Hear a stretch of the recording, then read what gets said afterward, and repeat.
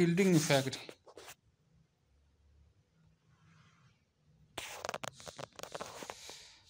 کسی ایٹم کے نیوکلیس اور ویلنسی شیل کے درمیان موجود الیکٹرونز ویلنس شیل میں موجود الیکٹران پر نیوکلیئر چارج کی اٹریکشن کو کم کر دیتے ہیں.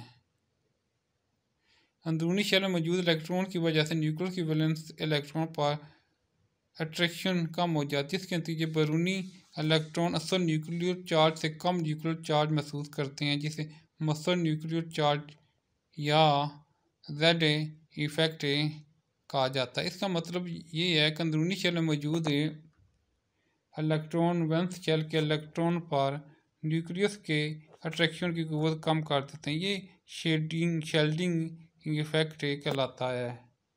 اٹامک نمبر میں اضافے سے ایٹم میں الیکٹران کی تعداد میں اضافہ ہوتا ہے، جس کے نتیجے میں شیلڈنگ ایفیکٹ بھی بڑھتا ہے.